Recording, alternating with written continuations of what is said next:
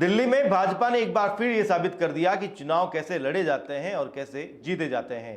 कांग्रेस तो यहां पर पहले ही पस्त हो गई थी, लेकिन आम आदमी पार्टी का सूरज भी यहां अस्त हो गया।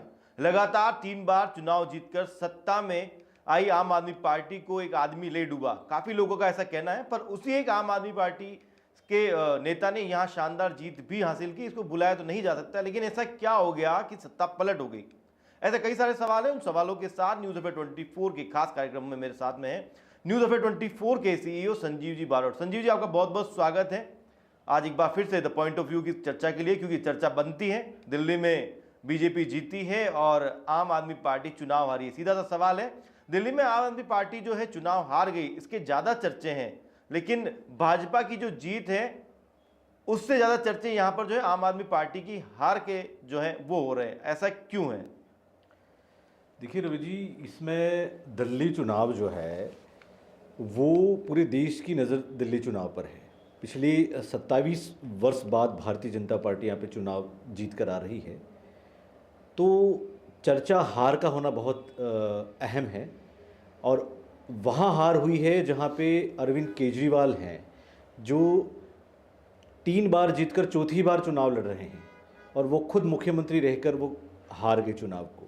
तो चर्चा स्वाभाविक है, क्योंकि भारतीय जनता पार्टी हर स्टेट में, हर चुनाव में कहीं न कहीं हर राज्य जीतते आ रहे हैं। दिल्ली को प्रधानमंत्री नरेंद्र मोदी के आने के बाद 2014 के बाद से जो चुनाव हुए हैं 2 मरतबा के, वहाँ पे भारतीय जनता पार्टी हारी है। और इस बार भारतीय जनता पार्टी अगर जीती है तो मुझे लग रहा है जीत भारतीय जनता पार्टी में हर राज्य में मिलती रही है, लेकिन इनकी जो हार है वो ज़्यादा चर्चा में है, क्योंकि अरविंद केजरीवाल ने ही कहा था कि केजरीवाल को आप हरा नहीं सकते हैं, इस जन्म में तो नहीं हरा सकते। तो कहीं न कहीं ये चर्चा ज़रूर बनी है। संजीव जी, 27 साल के बाद में जो है भाजपा यहाँ पर जीती है, जैसा आपने अभी यहाँ पर कहा है, तो आखिर इतने सालों के अंदर बीजेपी यहाँ पर क्यों जो है दिल्ली में काबिज नहीं हो पाई? क्या जो केजरीवाल का जिस तरीके से जो मुफ्त बिजली, मुफ्त पानी और जो मुफ्त की चीज़ों का जो एक चक्रव्यूह था, आम जनता उसमें फंसी हुई थी कहीं ना कहीं? देखिए, इतने साल बाद बीजेपी का आना, तो मेरा ये मानना है कि प्रयास हमेशा हर चुनाव में भारतीय जनता पार्टी अकेले दम पे लड़ी है। पिछला जो चुनाव था उसमें आम आदमी पार्टी का पूरा सपोर्ट जो था वो कांग्रेस का था। वोट शेयरिंग जो कांग्रेस का था वो पूरी तरीके से आम आदमी पार्टी की तरफ बढ़ा। इस बार ये दोनों पार्टियां जो हैं वो अलग हो गई। इनका जो गठबंधन है वो देश की राजनीति में बना रहता है। जब स्टेट के चुनाव लड़ रहे होते हैं उस दरमियान कांग्रेस गठबंधन में नहीं होती और एक इंडिविजुअल पार्टी चुनाव लड़ रही होती है। ऐसी सिचुएशन में यहाँ पे ये हो गया कि जब कांग्रेस अकेले दम पे चुनाव लड़ी, तो अकेले दम पे चुनाव लड़ी कांग्रेस, वहाँ पे 0 सीट लेकर आ रही है। भारतीय जनता पार्टी अकेले दम पे चुनाव लड़ी, वहाँ पे 48 सीटें लेकर आ रही है। यहाँ पे आम आदमी पार्टी चुनाव अकेले दम पे लड़ी तो वो अपना सीट गंवा देती है, सरकार गंवा देती है, सीटें उनकी कम हो जाती हैं, कुछ सीटें लेकर वो जीत रहे हैं। लेकिन वोट का जो मार्जिन है हार का, यहाँ पे कई सारी सीटों पे कांग्रेस ने आम आदमी पार्टी को हराया है। तो ये कई सारे तथ्यों को देखा जाए तो मुझे ऐसा लगता है कांग्रेस ही हार का कारण बनी हुई है। और 27 साल बाद जो है भारतीय जनता पार्टी यहाँ पर जीतकर दिल्ली में राज करने वाली है।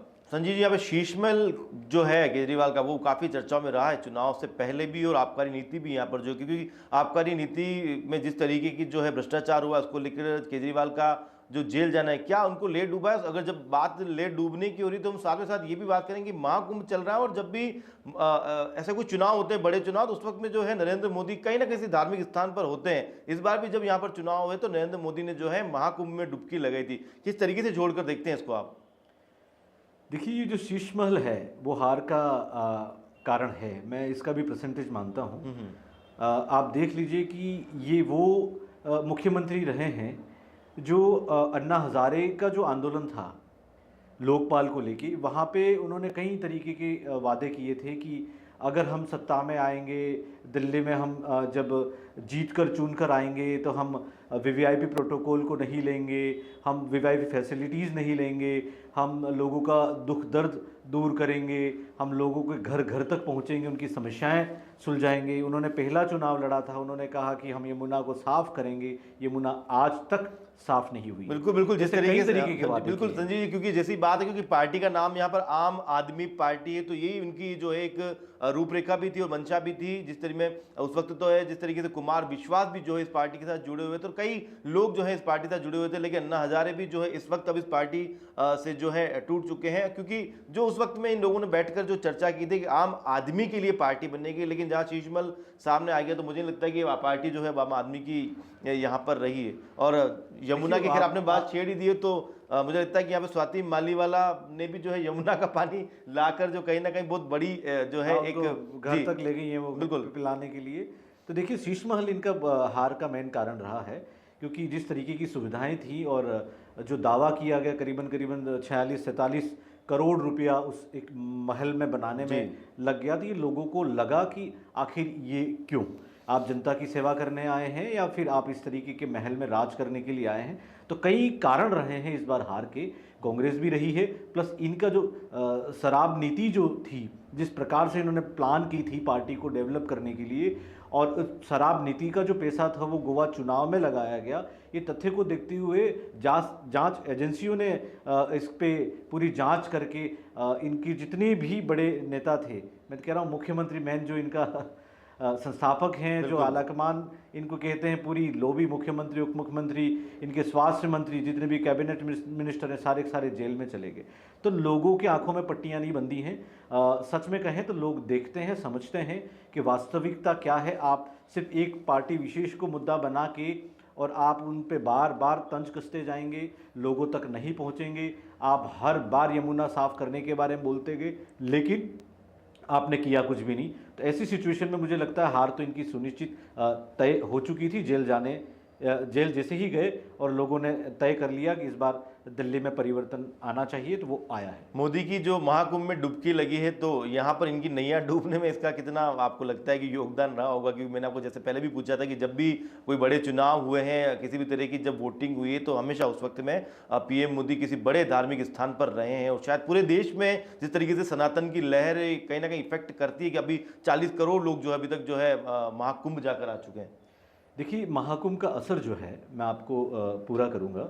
महाकुंभ का असर दिल्ली ही नहीं अपितु पूरे भारत में आपको दिख रहा है। पूरे भारत में महाकुंभ को लेके एक विशेष जो सनातन और हिंदू धर्म को लेकर चलने वाली पार्टी है, तो कहीं न कहीं ये महाकुंभ भी दिल्ली में असर डाल गया है, क्योंकि ये उस समय में हुआ जब दिल्ली चुनाव हो रहे हैं, महाकुंभ। तो पूरा असर जो है, वोटर्स जो हैं, सनातनी हैं, हिंदुत्व से जुड़े हुए लोग हैं, उन्होंने तय कर लिया कि हमारी पार्टी क्या भारतीय जनता पार्टी मानते हैं हिंदुत्व के लोग। तो कहीं न कहीं जो वोट है वो शेयरिंग इस महाकुंभ को लेकर दिल्ली चुनाव बीच में आना, और वोटरों ने पूरी तरीके से प्रयास किया और वोट शेयर भी भारतीय जनता पार्टी का पिछली बार से इस बार बढ़ा है। तो ये जीत का श्रेय महाकुंभ को भी जाता है। महाकुंभ के अलावा संजीव जी, आपको लगता है कि जो बजट इस बार जो पेश हुआ है, क्योंकि चुनाव से कुछ ऐन वक्त पहले ही जो जिस तरीके से जो बजट पेश हुआ है, 12 लाख तक जो है जो टैक्स है उसको फ्री कर दिया गया, सबसे बड़ी बात होती है एक आम आदमी के लिए, क्योंकि वो ये चाहता है कि हमारी जो गाड़ी कमाई है तो जितना हो सके हम टैक्स से थोड़ा सा फ्री बचे रहें। तो ऐसे में करीब करीब 12-13 लाख रुपए जो है उनको टैक्स में, अगर उनकी इतनी इनकम होती 12-13 लाख, तो नहीं देना पड़ेगा। दूसरी एक बड़ी बात यहाँ पर सामने ये भी है कि क्या आरएसएस ने जिस तरीके से जो है कई सारी बैठकें करी, जो लाखों की संख्या में बताई जा रही है, जो जिस तरीके से तथ्य हैं, तो क्या उनकी भी बड़ी भूमिका रही है? इन 2 पॉइंट्स को भी आप काउंट करते हैं दिल्ली की जीत के अंदर में? जी हाँ, बिल्कुल। बजट भी एक सही समय पे आया है, दिल्ली चुनाव जब हो रहे हैं।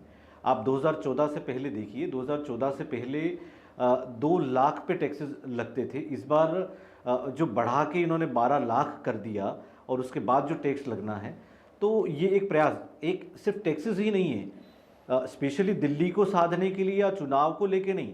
ये भारतीय जनता पार्टी और निर्मला सीतारमण ने जो बजट बनाया है, इस बार का जो बजट है वो पहले वाले बजटों से कई गुना ज़्यादा अच्छा है। तो ये प्रभाव बजट का पूरा रहा है दिल्ली चुनाव में। लोगों ने गरीब से लेके छोटे से छोटे व्यक्ति से लेके बड़े से बड़े व्यक्ति तक इस बजट को पूरी तरीके से एक अच्छा बजट बताया गया है। हर विशेषज्ञ ने भी कहा है कि ये बजट इस बार का बाकी बजटों से काफ़ी बेहतर है। दूसरा आपका सवाल था कि महाकुंभ के अलावा आप इसको जोड़ें जी। तो मुझे लगता है कि ये चुनाव इस बार भारतीय जनता पार्टी को जीतना ही था और जीतकर चुनाव में 48 सीटें लेकर भारतीय जनता पार्टी सरकार बना रही है। आपने एक सवाल और किया कि आरएसएस को लेकर। देखिए, भारतीय जनता पार्टी के कार्यकर्ता तो तत्पर होते ही हैं मैदान में, हर जगह प्रयास करते हैं कि भारतीय जनता पार्टी जीते। आरएसएस शुरू से लेकर अभी तक हमेशा एक अपनी अलग ही भूमिका निभाती है। आरएसएस घर घर तक पहुंचता है।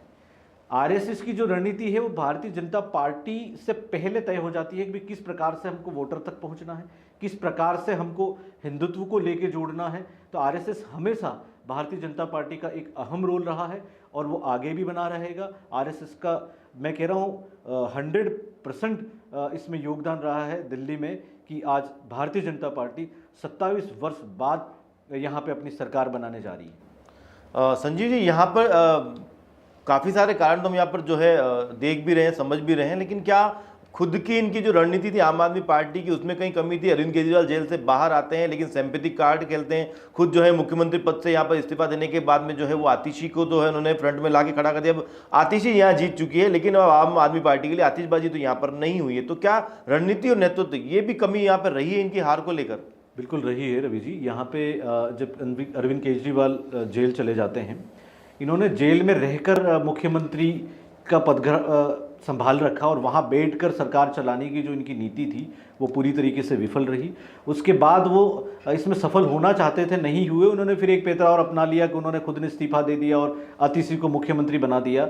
वहाँ पर मनीष सिसोदिया भी थे, बट उन्होंने मनीष सिसोदिया पर दाव ना खेला क्योंकि वो भी जेल जा चुके थे। आतिशी एकमात्र चेहरा था जो उनके इशारे पर चल सके। तो ऐसी सिचुएशन में उन्होंने आतिशी को मुख्यमंत्री बना दिया। और उसके बाद जो रणनीति इनकी रही है वो पूरी तरीके से सही नहीं, क्योंकि आप जेल जाकर आए हो, आप पर अपराध साबित नहीं हो, पर आप जमानत पर बाहर हैं। तो ऐसी सिचुएशन में मुझे लगता है कि दिल्ली की जनता समझदार है। आपका मुख्यमंत्री जेल जा चुका है, आपके उप मुख्यमंत्री जेल जा चुके हैं, आपका लगभग कैबिनेट शराब घोटाले में जेल जा चुका, आप करप्शन के इतने ढेर में घुस गए। तो जनता जवाब देती है और इसी तरीके से देती है, मतदान से देती है। मतदाता हमेशा अपने आप में आज़ाद होता है, परिपूर्ण होता है कि मुझे किसको मत करना है। तो यहाँ पे दिल्ली के लोगों ने पूरी तरीके से एक अच्छी सरकार चुनी है और एक अच्छा परिणाम सामने आया है और बहुमत वाली सरकार चुनी है। तो इनका जो पार्टी का जो बीच का मतभेद था, 7 विधायक इनके चुनाव से पहले टिकट ना मिलने की वजह से भारतीय जनता पार्टी ज्वाइन करते हैं। तो कई लोग केजरीवाल की नीतियों से आहत हो चुके थे, परेशान हो चुके थे, क्योंकि वो मुख्यमंत्री पद छोड़ने के बाद जिस तरीके से उनकी पत्नी की जो एंट्री हुई है, बाकी भी नेता थे, बाकी कई नेता ऐसे थे जो उनके बाद दायित्व निभा सकते थे, लेकिन उनकी जो धर्मपत्नी है उनको जिस तरीके से साइलेंट तरीके से उन्होंने उतारा और उनके नहीं होने के बाद उन्हीं का वर्चस्व चलता रहा। तो कहीं कहीं नाराज़गी, फूट जो थी वो सामने ज़रूर आई। उसका भी परिणाम रहा कि यहाँ पे वोट शेयर बटा और भारतीय जनता पार्टी जीतकर सरकार बना रही है। वैसे संजीव जी, यहाँ पर जो है कुमार विश्वास जो अपने अपने राम के नाम से खासे प्रसिद्ध हैं, सनातन की बात भी करते हैं और उनका एक बयान है, हालांकि उन्होंने सीधा तो नहीं कहा है लेकिन समझदार है, सब लोग की समझ जाते हैं कि आखिर वो चुनाव के बाद और रिजल्ट जो बाद में आया उसके बाद उन्होंने दुर्योधन की जो है एक उपमा भी दी और ये भी कहा है कि दोस्त ने दोस्त के साथ दगा किया तो उसके साथ ऐसा होना ही चाहिए। इसको लेकर किस तरीके से देखता? आपकी मुस्कान मुझे बता रही कि शायद आपने इस बयान को जो है काफ़ी अच्छे से सुना और पढ़ा भी होगा। देखिए, कुमार विश्वास जो हैं, मैं अगेन अन्ना आंदोलन से जोड़ना चाहूँगा। कुमार विश्वास उनके साथ जुड़े थे, पर वो कहते हैं ना कि सही और गलत की जो परख होती है, सच और झूठ का जो होता है, तो कहीं न कहीं जो एथिक्स कुमार विश्वास के थे वो उन्होंने बना के रखे। कुछ समय तक ये साथ रहे, पर वो समय जो उनका रहा उस दरमियान उन्होंने कई अनगिनत प्रवृत्तियाँ जो आम आदमी पार्टी में देखी, वो उन चीज़ों से सहमत नहीं थे।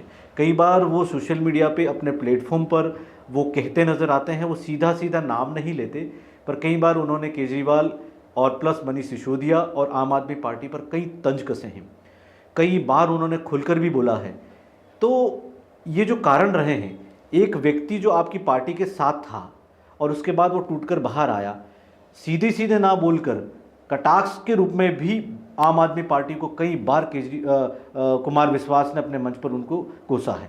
तो कहीं न कहीं ये जो चीज़ें हैं, लोग समझते हैं कि एक व्यक्ति आप एक परिवार से निकल के बाहर जाता है तो अंदर की जो बातें हैं वो सामने आती हैं। तो उस बातों को जो लोगों ने लिया है कुमार विश्वास को, तो कुमार विश्वास भी कई बार अहम रोल निभाते रहे हैं इस जीत की भूमिका में। वो बीजेपी का समर्थन नहीं कर रहे थे, लेकिन उन्होंने जो आम आदमी पार्टी को लेकर जो बयान दिए हैं वो कहीं न कहीं वोटर तक पहुँचे और वोटरों ने एक सही सरकार चुनने में मदद ज़रूर की। संजय जी, यहाँ पर सोशल मीडिया की भूमिका को भी जो है हम ज़रूर साथ के साथ लेते चलेंगे कि बीजेपी की जीत में और आपकी जिस तरीके से हार हुई है, जिस तरीके से स्वाति मालीवाला के भी कई सारे वीडियोज यहाँ पर सामने आए हैं, तो इनको लेकर क्या कहेंगे आगे? सोशल मीडिया की भी यहाँ पर काफ़ी इंपॉर्टेंस देखी गई है इस पूरी बीजेपी की जीत को लेकर, जिस तरह कैंपेनिंग जो है यहाँ पर बीजेपी खासा जो है ध्यान रखती है सोशल मीडिया को लेकर। बिल्कुल ज़रूरी है, आजकल का ज़माना डिजिटल का है, पूरी दुनिया डिजिटल पर है। लोग टीवी तो देखते हैं पर समय की कमी ज़रूर रहती है। रोज़मर्रा की ज़िंदगी, सुबह से निकलता है व्यक्ति, सोशल मीडिया जो है आपके मोबाइल में है, हर अपडेट मोबाइल में आती है। तो सोशल मीडिया एक अहम भूमिका निभाता नज़र आया, चाहे वो किसी भी तरीके का चुनाव हो, आम आदमी से लेकर बड़े से बड़े चुनाव तक। सोशल मीडिया का जो ट्रेंड है वो आपको विदिन मिनट, आज कहीं पे भी किसी भी प्रकार का कोई हादसा होता है, चंद मिनट में आपको सोशल मीडिया के माध्यम तक घर तक पहुंच जाता है। तो ऐसे ही सोशल मीडिया एक मजबूत कड़ी है आज के ज़माने में। तो बीजेपी ने इस सोशल मीडिया को पूरी तरीके से अच्छे से यूज़ किया, उसका इस्तेमाल किया और घर घर तक जो पॉजिटिविटी थी, जो सच्चाई थी वो लोगों तक पहुंची और लोग जो थे वो परिवर्तित हुए। जो फ्री की रेवड़ियाँ थी, जो बांटने का जो तरीका था, हर चीज़ मुफ्त में दी जाए, वो चीज़ को कम किया गया। लोगों ने समझा कि नहीं, मुफ्त का ज़माना नहीं है, हम सही सरकार चुने। तो सच में लोगों ने सही सरकार चुनी और आज भारतीय जनता पार्टी दिल्ली में सरकार बनाने जा रही है। संजय जी, आखिरी सवाल के साथ जो है पॉइंट ऑफ व्यू की चर्चा को जो है हम यहाँ पर पूरा करेंगे, क्योंकि बीजेपी जो है 48 सीटों पर है और एक बड़ी जीत यहाँ पर उन्होंने दिल्ली में दर्ज की। भले ही 27 साल का जो सूखापन था वो अब यहाँ पर जो है मोदी के नेतृत्व में ख़त्म हुआ है। और बड़ा सवाल यहाँ पर ये भी आता है कि क्या लगता है आपको कि क्या कोई दलित चेहरा होगा यहाँ पर मुख्यमंत्री के रूप में, या फिर आप कहाँ तक सोचते हैं कि मुख्यमंत्री को लेकर अब जो मंथन है वो शुरू हो चुका है? तो क्या लगता है कि क्या नेतृत्व किसके हाथ में यहाँ पर दिया जाएगा दिल्ली की इस सरकार को लेकर, क्योंकि राजधानी है? देखिए, बीजेपी हमेशा चौंकाने वाले मुख्यमंत्री को लेकर फैसला लेती हैं। चाहे आप मध्य प्रदेश देख लो, चाहे राजस्थान देख लो, चाहे अन्य गुजरात शहर देख लो, आप गुजरात देख लीजिए। हर बार जब जब भी सरकार बीजेपी की आई है, भूमिका हमेशा आलाकमान की रहती। नरेंद्र मोदी हैं, अमित शाह हैं, जेपी नड्डा हैं और विधायक दल चुनता है कि आपको किसको मुख्यमंत्री बनाना है। तो ऐसे में आप दलित ही हो ज़रूरी नहीं है, जाट मुख्यमंत्री भी हो सकता है, बट ये तो विधायक दल तय करेगा कि मुख्यमंत्री कौन हो। बट मुझे इतना ज़रूर लग रहा है कि युवा चेहरा हो सकता है और अनएक्सपेक्टेड चेहरा हो सकता है। दिल्ली को पूरी तरीके से दिल्ली सरकार से तालमेल बिठा के रखे उस तरीके का चेहरा हो सकता है। हर व्यक्ति को भा जाए, हर व्यक्ति को समझ में आ जाए, हर व्यक्ति चाहता है उस तरीके का चेहरा हो सकता है। चलिए संजीव जी, बहुत बहुत धन्यवाद आपका। पॉइंट ऑफ व्यू में एक बार फिर दिल्ली में जिस तरीके से बीजेपी की जीत हुई है और आम आदमी पार्टी की जो हार हुई है उसके एक विश्लेषण के तौर पर जो है हमने आपसे यहाँ पर बात करी। तो फिलहाल देखिए किस तरीके से जो है द पॉइंट ऑफ व्यू में द संजीव बारोट जो है हमारे साथ में जुड़े हुए थे, CEO न्यूज़ अफेयर 24 के, और कई सारी चीज़ों को लेकर कि किस तरीके से जो है बीजेपी ने यहाँ पर 27 साल बाद अपनी जीत दर्ज करी है। राजधानी है दिल्ली और क्योंकि पूरा मंत्रिमंडल वहाँ पर बैठता है, ऐसे में बीजेपी का वहाँ पर काबिज होना मुझे लगता है कि देश के विकास को एक बड़ी यहाँ पर गति मिलने वाली है। नमस्कार।